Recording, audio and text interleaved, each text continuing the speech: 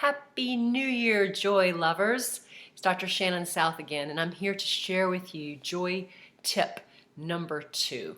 And this is about joy being beyond your emotion. Last time I know we talked about joy being in the nothingness and the everything. And I hope you got a chance to experience that a little bit and finding that stillness and joy within. So now what I'd like to do is talk about emotion, because what I've seen in over 20 years or 25 years in working with clients on almost a weekly basis is that emotions are so valuable and juicy and intense and insane and wonderful and all the whole gamut. They're in the nothing and the everything as well. So we want to use our emotions in a way that helps give us energy, because in my training we learn that emotions are gas to the car, our vehicle of this body, our consciousness, and that if we use emotions in a positive way that doesn't harm ourselves or others, we have more energy. We have more to offer, and then we can step into more joy. So there's a 3-step process of a way that we can honor our emotions, because we don't want to ignore them.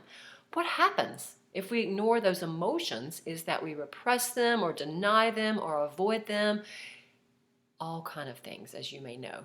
Health issues, tummy aches, heartaches, feeling sick.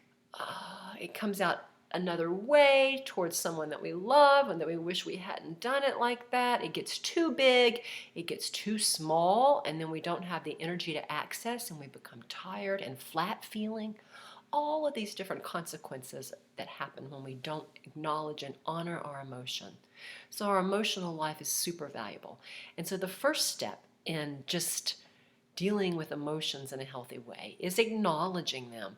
Okay, I'm afraid, let's say. For example, let's say I go to Carowinds with my daughter. It's an amusement park, and she wants me to ride the Mega Coaster, which is like one of the biggest roller coasters on the East Coast. And I start noticing this tightness in my body, starting to get a little clammy. I'm getting afraid. And so I acknowledge that I'm afraid. So the second step would be, well, what do I want to do with that? I ask myself, is there something I want to do with this? And sure, I can talk to myself. I can say positive thoughts to myself and balance that emotion with my positive thinking by saying, it's okay, you came all this way. You definitely want to try this roller coaster one time. You're going to be fine. Look, all those people before you were fine. These people probably after you are going to be fine. You're going to be safe, even if you look like this. And really talking myself into a balanced place around my fear in the Mega Coaster. And then thirdly, we want to let it go. We want to move into our experience with courage, knowing that we've acknowledged and honored and taken care of that part of us the best that we know how. So another example of way we might do this 3-step process is, let's say we're sad or we're angry about something. We're being triggered. We want to acknowledge that. We want to say, okay, here I am. I feel angry or I feel sad. So what do we want to do with this? We ask our wisest self. And we may hear, it's important for me to say something. We want to calm ourselves sometimes enough so we actually can hear that voice inside of us that's our best, wisest guide. And then we may want to say, okay, maybe I want to cry. Maybe I need a good cry. Or maybe I need to say something to this person that this is not okay and I need to speak out.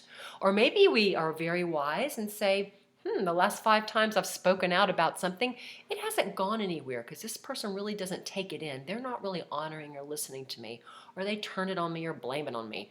That doesn't feel good. So we don't want to share our feeling because it doesn't go anywhere.